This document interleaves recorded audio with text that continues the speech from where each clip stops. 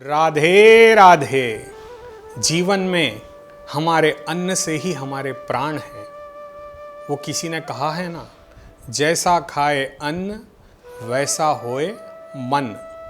एक बार की बात है, देव ऋषि नारद हमेशा जन कल्याण के बारे में ही सोचा करते थे। उनका देह यही रहता था कि किसी भी रूप में वो हरि भक्त बनाएं। उनकी नित्य दिनचर्या में वो इस बात का विशेष ध्यान रखते थे कि जो भगवान नारायण के समीप जाना चाहता है उसे वो भक्ति का उपदेश देते थे। और ऐसे ही एक बार भ्रमण करते करते वो भारतवर्ष में पधारे और वहाँ उन्होंने एक स्त्री को अत्यंत दुख में दुखी देखा। उसके जीवन में वो काफ़ी निराश थी। वो परम दयालु परम भक्तनी थी, परंतु उसके जीवन में उसके पति के देहांत के बाद अनायास ही उसके घर में दुख, दरिद्रता एवं परेशानियों ने उसे घेर रखा था। देव ऋषि नारद परम दयालु तो थे, वो जानते थे कि ये हरि भक्त है, परंतु होता यह है कि जब हम पर दुख विपत्ति पड़ती है तो हम भगवान को भूल जाते हैं, अपितु हम भगवान को ही इसका दोषी करार देते हैं। हम ये मानते हैं कि भगवान ने हमारी अच्छी खासी जिंदगी को क्यों खराब कर दिया। हम ये बात समझ नहीं पाते और इसका दोषारोपण भगवान पे करते हैं। और यही हमारी सबसे बड़ी गलती होती है कि हम भगवान से विमुख होते हैं। हमें भगवान के समीप जाना है, उनसे विमुख नहीं होना है। जब यदि भगवान कभी सुख देते हैं तब व्यक्ति कहता है कि ये मेरी मेहनत का फल है कि मैं आज सुखी हूँ। और जब वही व्यक्ति कोई कार्य में असफल होता है तो उसका श्रेय भगवान को देता है कि भगवान की वजह से मैं असफल हुआ हूँ। एक्चुअली इसका सबसे बड़ा कारण क्या है कि हम बहुत बड़ी त्रुटि कर रहे हैं। अपने जीवन की हम जो गतिविधियां करते हैं उसमें यदि भगवान को हम सम्मिलित कर लें तो हमारे जीवन में कष्ट कभी नहीं हो सकता। भगवान ने हमें ये मानव देह उनका नाम लेने के लिए दिया है। ये जीवन, मानव जीवन जो हमें मिला है, ये बहुत ही अनमोल है। शास्त्र तो ये भी कहते हैं कि 84 लाख योनियां भुगतने के बाद व्यक्ति को मानव देह प्राप्त होती है। और इस मानव देह में यदि वो सिर्फ धन कमाने में लग जाए या धन अर्जित करने में वो अपना समस्त समय दे दे तो उसका जीवन दुखपूर्ण ही व्यतीत होगा। देखिए, होता ये है कि अक्सर ऐसा देखा जाता है कि लोग मेहनत करते हैं, मेहनत के बाद उन्हें सफलता मिलती है, धन की उत्पत्ति होती है। उस धन के आ जाने के बाद उनके घर का प्रेम समाप्त हो जाता है, घर के वातावरण में भगवान लुप्त हो जाते हैं। वो हर कार्य में अपनी मेहनत को ही श्रेष्ठता बताते हैं। और ऐसा ही कुछ हाल इस स्त्री का भी था। जब तक इसके पतिदेव जीवित थे, इनके घर में धन धान्य की वृद्धि थी, परंतु भक्ति नहीं थी। और जैसे बोलते हैं ना कि जीवन में किसी के गुजर जाने के बाद उस व्यक्ति की महत्वता का पता चलता है, वैसे ही उस स्त्री को और उसके बच्चों को ये आभास हुआ कि जब तक धन था तो उनके पास दोस्त, इष्ट मित्र, सगे संबंधी, रोज का आना जाना, घूमना फिरना, पार्टीज, फंक्शन, हर जगह उनको लोग बुलाते थे। परंतु जब उनके पति का देहांत हो गया तो उनकी सारी सुख समृद्धि का नाश हो गया। कुछ लोग जो व्यापार में उनका धन, इनके पति का धन जिनके पास था, उन्होंने इसे वापस नहीं दिया और इनकी आर्थिक परिस्थिति खराब हो गई। इसका प्रमुख कारण है कि हम नित्य भोजन करते हैं।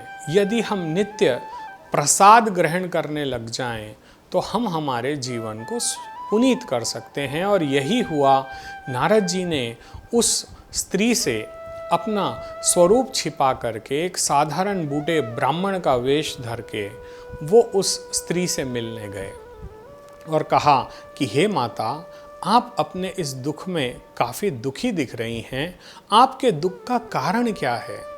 तो उस महिला ने अपने जीवन का सारा वृत्तांत सुनाया कि कैसा वो धन धान्य से संपूर्ण थी और उसके पति की मृत्यु के बाद उसके जीवन में कितनी समस्याओं का सामना उसे करना पड़ रहा है। तब नारद जी उसे कहते हैं कि जब तुम धन धान्य से परिपूर्ण थी तो क्या कभी तुमने दान धर्म भगवान का पूजन किया या नहीं किया? तब उसने कहा कि हमारे घर में नौकर चाकर बहुत थे, हम बाहर से पंडित जी को बुला लेते, वही पूजा कर लेते और नौकर चाकर ही हमारे हाथ से ले जा कर के दान दिया करते थे। हमने तो कभी भी स्वयं जाकर कुछ नहीं किया। तब देवऋषि नारद मुस्कुराते हुए कहते हैं कि हे माते, यही आपने गलती की। जीवन में हमें जब भगवान गोविंद ने ये 2 हाथ दिए हैं तो इससे किया गया दान ही हमें प्राप्त होता है। यदि दूसरे व्यक्ति हमारे पास से धन ले जा करके दान करें तो उसका पुण्य हमें प्राप्त नहीं होता, वो पुण्य उस व्यक्ति को प्राप्त होता है जो सेवा करता है। इसी का उदाहरण देते हुए देवऋषि नारद ने कहा कि हे माता, मान लो मैं आपसे कुछ धान्य या धन लेकर के गौशाला जाता हूँ और वहाँ जा कर के गौ माता की सेवा मैं करता हूँ, तो गौ माता की दृष्टि में सेवक को ही पुण्य प्राप्त होगा। ये धन किसका है, उस व्यक्ति को उसका पुण्य प्राप्त नहीं होता। यदि वही धन धान्य आप लेकर के स्वयं गौशाला जाएं और उसे अपने हाथों से गौ माता को समर्पित करें तो उसका पुण्य फल आपको अवश्य प्राप्त होगा। आपने जो त्रुटियां की है उसके फल स्वरूप आपको दुख तो बहुत हुआ, परंतु आप उस दुख को अब सुख में भी बदल सकते हो। भगवान गोविंद की शरण लेकर के, भगवान नारायण की शरण लेकर के। तो जीवन में इन 5 सूत्रों का हमें भी अपने आप को ध्यान रखना होगा कि नित्य प्रति स्नान उपरांत हमें घर में बनने के बाद जो पहली रोटी बनती है ये गौ सेवा के लिए हमें निकालनी है। इसके बाद जो भी भोजन बनता है सर्वप्रथम चाहे वो नाश्ता ही क्यों न हो, उसे आप भगवान गोविंद के, यदि आप माता रानी के भक्त हैं तो माता जी को, यदि आप गणेश जी के भक्त हैं, आप जिस किसी देवता के भक्त हैं, आप सर्वप्रथम हमारे घर में जो सात्विक भोजन बनता है उसकी यदि हम प्रसादी भगवान को नैवेद्य रूप में अर्पित करके वो प्रसाद यदि हम ग्रहण करते हैं तो हमारे जीवन में कभी दरिद्रता नहीं आ सकती, हमारे जीवन में कभी कोई परेशानी नहीं आ सकती। ये था नारद जी का दिया हुआ पहला सूत्र। अब नारद जी ने उस महिला को दूसरा सूत्र दिया, वो था भगवान का नाम। भगवान के नाम की बहुत ही बड़ी अतुलित महिमा है। उन्होंने कहा कि हे माता, जब आप भोजन घर में बनाती हो उस समय राम नाम का या हरि नाम का स्मरण करते हुए आप भोजन बनाया कीजिए। इससे वो जो भोजन आप अपने हाथ से बना रहे हो वो राममय हो जाएगा। जैसे मान लीजिए उस समय पर रोटी बना करती थी तो आप रोटी गूंदते समय या रोटी बनाते समय राम नाम का उच्चारण करते हुए यदि आप बनाएंगी तो जो अन्न ये प्राणी प्राप्त करता है, यानी जो आपके बच्चे इसको सेवन करेंगे, उनके अंदर भी राम तत्व विद्यमान होगा। जीवन में ये परम आवश्यक है कि हम जो खाएं उसे परमात्मा के समर्पित करके खाएं। तो उससे ये होता है कि हमारे विचारधारा, हमारा मन सात्विक होता है और जिस घर में भगवान को दिया गया अन्न हम ग्रहण करते हैं उस घर में कभी किसी भी प्रकार की कोई कमी नहीं होती। और इसी के साथ साथ वहाँ पर नारद मुनि ने उनको ये छोटा सा उपाय बता करके वो फिर वहाँ से चले गए। अगले दिन से उस महिला ने जैसा देवऋषि नारद ने बताया था अपनी दिनचर्या में भगवान को सम्मिलित कर लिया।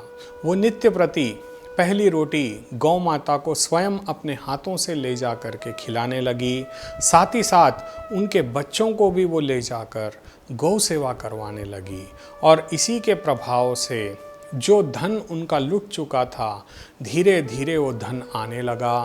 और साथ ही साथ उस महिला ने एक अच्छी ज़मीन खरीद ली और उस पे कृषि का काम शुरू कर दिया। कृषि करते करते भी वो भगवान का नाम लेती थी।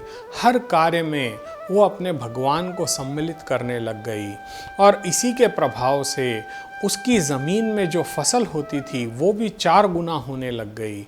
देखिए, जीवन में अक्सर ऐसा देखा जाता है कि हम मेहनत तो सभी करते हैं, परंतु फल किसी को अधिक मिलता है, किसी को कम मिलता है। यदि हम अपनी मेहनत को भक्ति के साथ जोड़ दें और परमात्मा की शरण में अपने मन को ले जाएं और हर कार्य में भगवान का नाम लेते हुए कार्य करें, अन्न खाने से पहले भगवान गोविंद के अर्पण करके खाएं। हे अन्नपूर्णा देवी, आपका मैं बहुत आभारी हूँ। आज आपने मेरी तृष्णा मिटाई। आप मेरे ऊपर और मेरे परिवार पर अपनी कृपा दृष्टि सदैव बनाए रखना।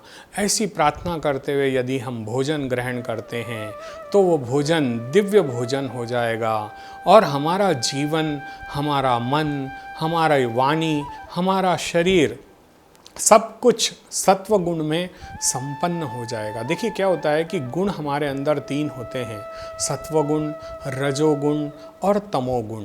होता यह है कि सात्विक भोजन करने वाला व्यक्ति का मन हमेशा शुद्ध रहता है, उसकी वाणी शुद्ध रहती है, उसका बात करने का तरीका शुद्ध होता है और उसी से ही आपके जीवन में प्रोग्रेस और ग्रोथ आती है।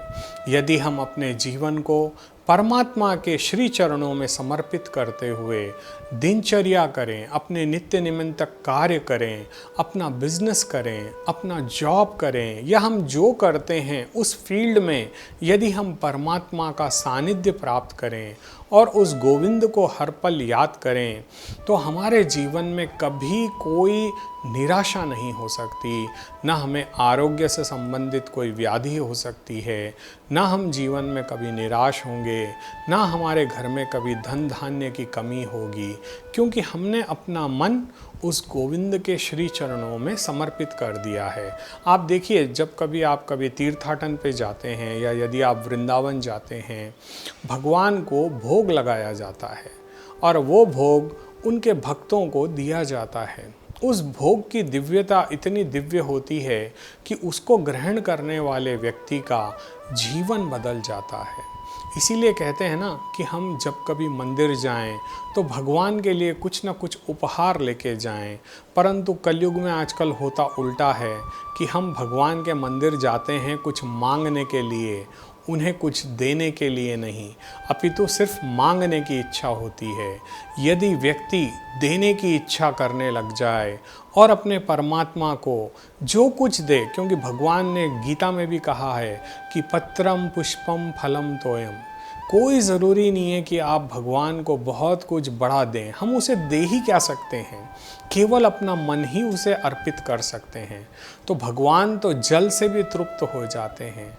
यदि हम मंदिर जाएं तो इस बात का विशेष ध्यान रखें कि भगवान के लिए कुछ न कुछ समर्पित करें और वहाँ का लिया गया प्रसाद अवश्य रूप से ला करके अपने घर के भोजन भंडार में अवश्य मिलाएं, क्योंकि ऐसा करने से माँ अन्नपूर्णा का वास हमारे घर में सदा रहता है। और नित्य प्रति यदि हम गौ माता के लिए या अभ्यागत के लिए या किसी भिक्षुक के लिए अपने घर से यदि रोटी बना करके किसी को दान करते हैं तो उस घर में भी कभी किसी प्रकार की कोई कमी नहीं होती। देखिए, पुण्य तो हर किसी के पास है, लेकिन पुण्य के साथ साथ पाप भी होता है। तो किस जन्म में हमने क्या अच्छे या बुरे कर्म किए और इस समय हम क्या अच्छे फल भोग रहे हैं या बुरे फल भोगने वाले हैं, इसका पता हमें नहीं होता। लेकिन यदि कोई भी व्यक्ति अपने हाथ से नित्य प्रति कुछ न कुछ एक मंगल कार्य यदि हो सके तो किसी को भी अन्न सेवा अवश्य करें, क्योंकि कलयुग में यदि हम अन्न का दान करते हैं तो उससे बड़ा कोई दान नहीं है, क्योंकि तृप्ति देता है अन्न।